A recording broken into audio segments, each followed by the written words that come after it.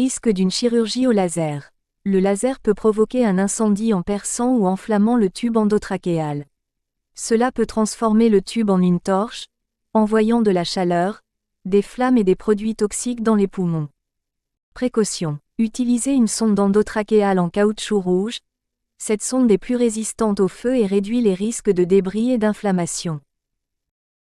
Comment protéger la sonde contre ce risque?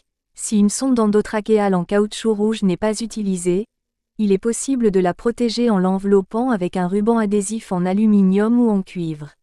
Ce ruban réfléchira le laser. Il est essentiel de choisir un ruban dont l'adhésif n'est pas inflammable, comme le ruban adhésif en aluminium 3M numéro 425. Étape pour protéger la sonde.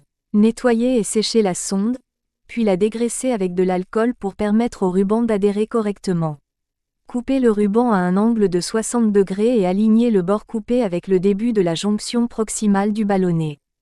Enroulez le ruban autour de la sonde en spirale en couvrant environ 30% du ruban précédent pour éviter d'exposer des zones non protégées lorsque la sonde est pliée.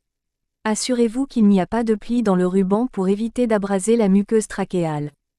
Après avoir enroulé la sonde, nettoyez à nouveau avec de l'alcool pour garantir la propreté avant l'intubation. Point de vigilance. Le ruban augmentera le diamètre du tube de 1 à 2 mm. Faites attention aux bords rugueux du ruban, qui peuvent endommager les tissus. Des morceaux de ruban peuvent se détacher et être aspirés, ou la sonde peut se plier. Le laser pourrait également se réfléchir sur la sonde et blesser les tissus environnants. Après l'extubation, vérifiez que le ruban est toujours intact sur la sonde. Rôle de la solution saline pour réduire le risque. Remplir le ballonnet du tube endotrachéal avec une solution saline absorbe la chaleur du laser et empêche le ballonnet de s'enflammer.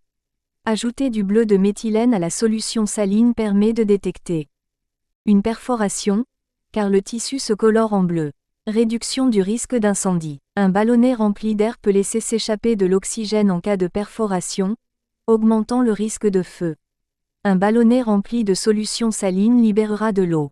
En cas de rupture, aidant à diminuer le risque de feu. Mesures supplémentaires.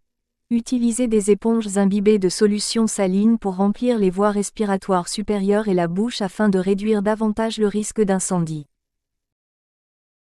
Autre mesure pour réduire le risque.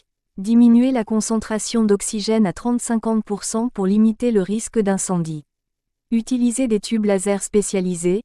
Les tubes comme le Laser Shield by Somed Tris ou le Bivona Foam Cuff sont conçus pour résister au laser, mais ils sont plus coûteux, volumineux et rigides. Ils doivent être utilisés avec précaution car ils peuvent provoquer des abrasions de la muqueuse. Chez les animaux ayant déjà une trachéostomie, l'utilisation d'un tube trachéal en métal peut empêcher l'ignition si le laser pénètre dans la trachée. Que faire en cas d'incendie au laser?